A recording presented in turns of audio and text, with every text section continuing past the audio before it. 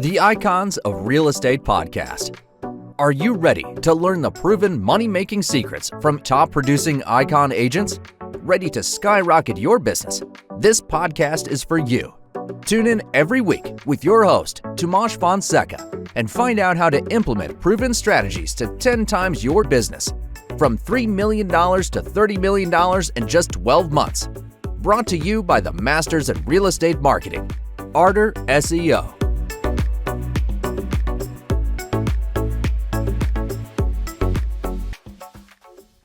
Welcome to another episode of the Icons of Real Estate podcast, where we highlight top professionals who are making waves in the industry.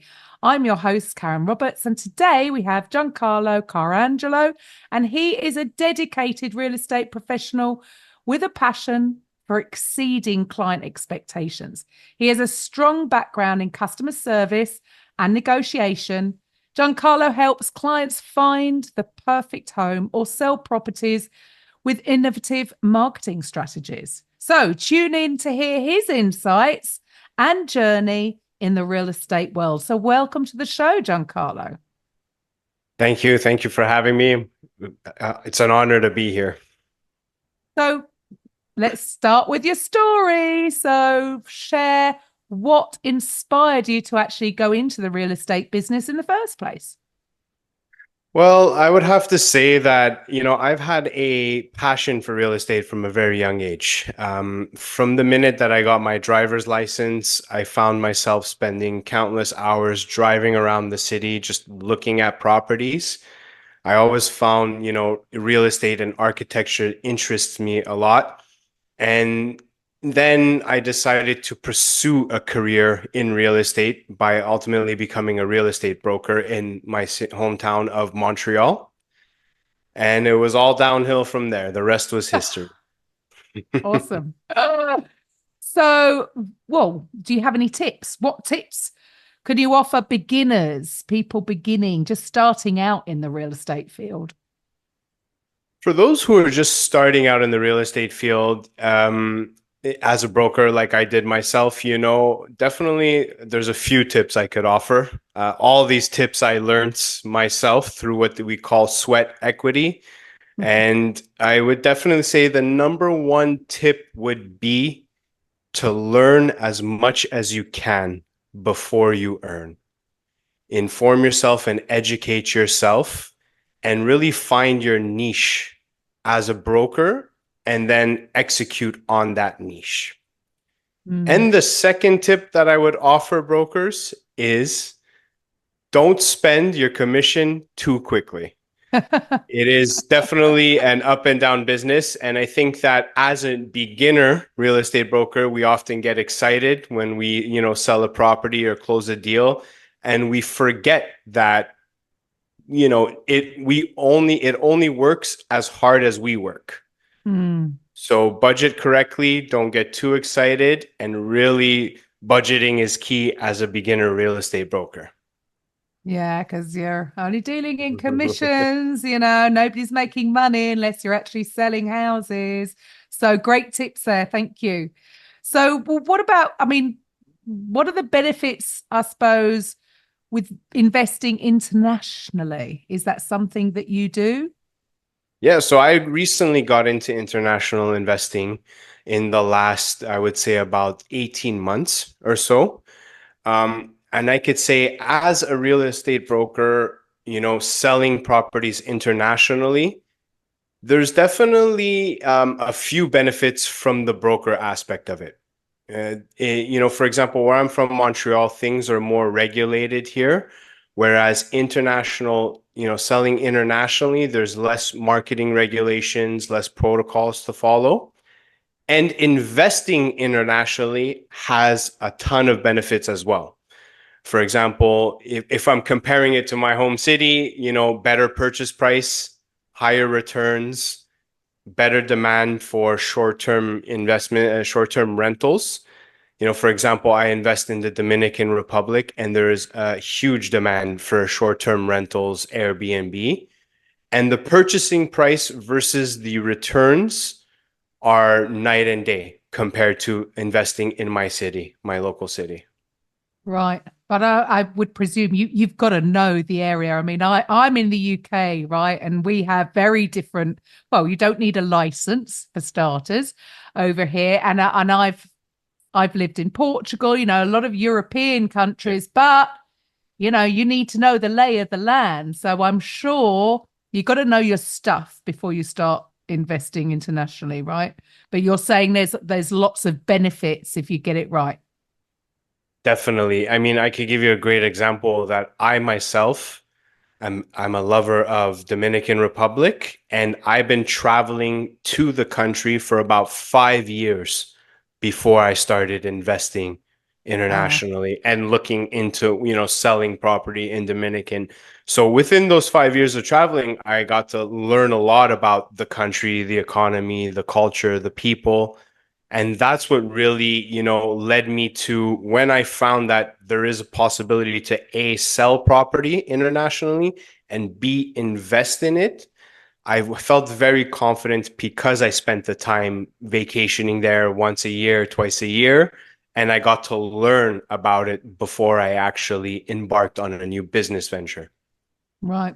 So there's always going to be some pros, some cons, but yeah, you got to know your stuff.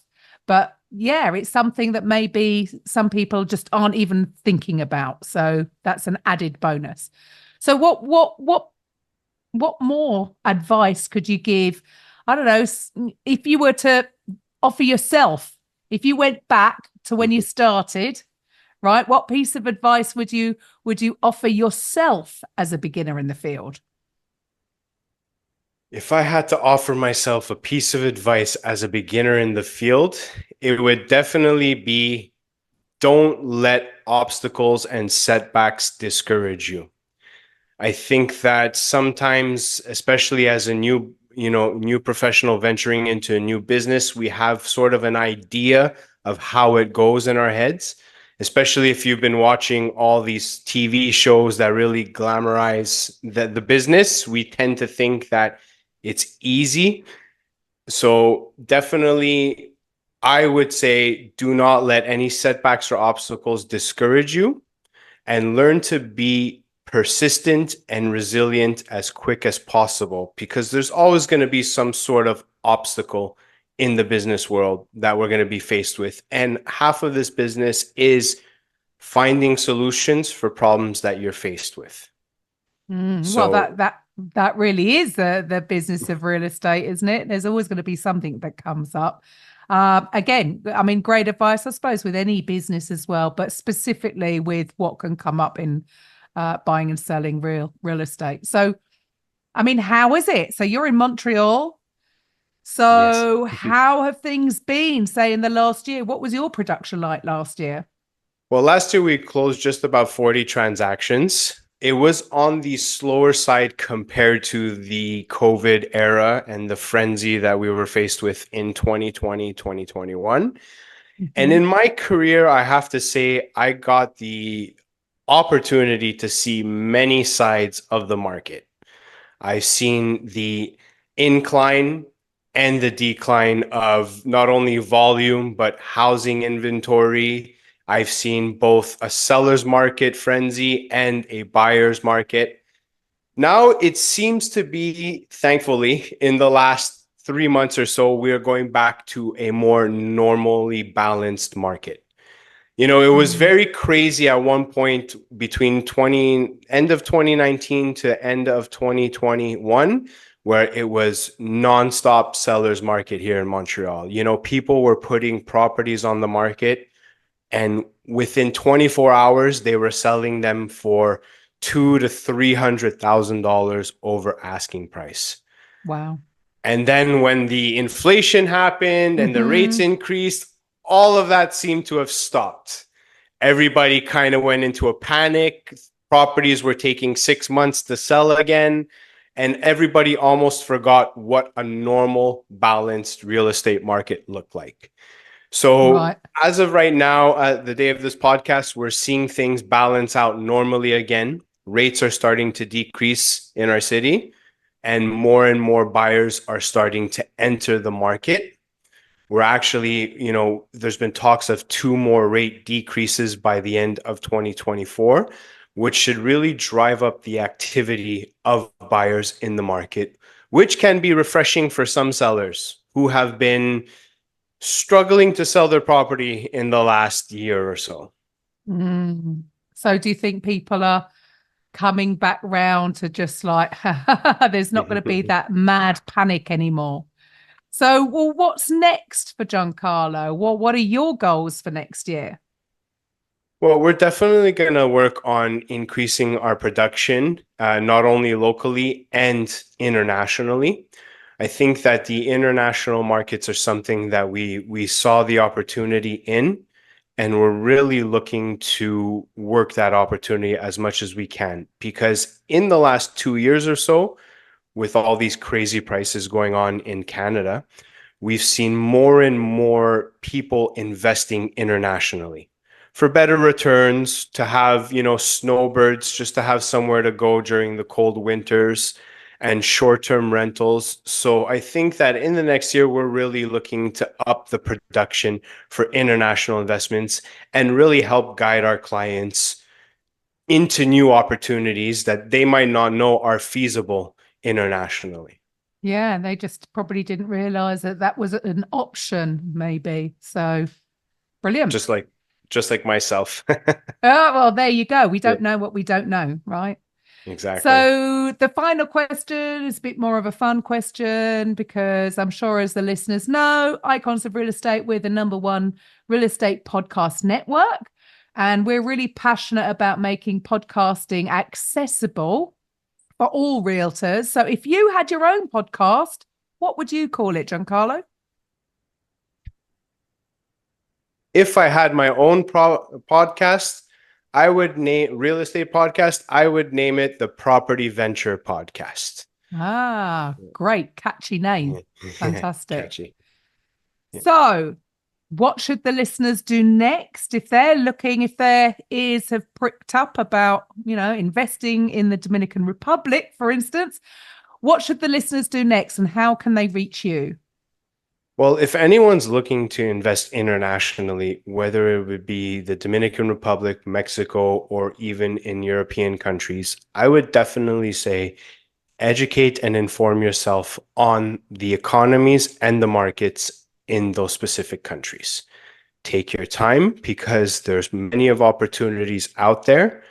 However, there are also many false opportunities out there. And if we're investing internationally, for example, myself in the Dominican Republic, really inform and educate yourself on not only the economies or the market, but the developers as well. Because we don't know what we don't know, and we don't know who we don't know. And it's not as easy as just crossing the street or taking a 5, 10, 20-minute drive to go see the site and the development. So by informing and educating yourself and doing your due diligence, this would help you make a well-informed and confident decision when it comes to international investments. Brilliant. And if anyone would like to get in touch with me, the best way would be my Instagram at Carangelo Real Estate. I answer my messages fairly quickly, and that is generally the best way that someone could reach out to me if they had a question. Fantastic. Well, Giancarlo, thank you very much for your time today. It's been interesting, especially as the more international element. Love that. Thank you for your time. And to the listeners, I'll be back next time with the Icons of Real Estate podcast. Bye for now.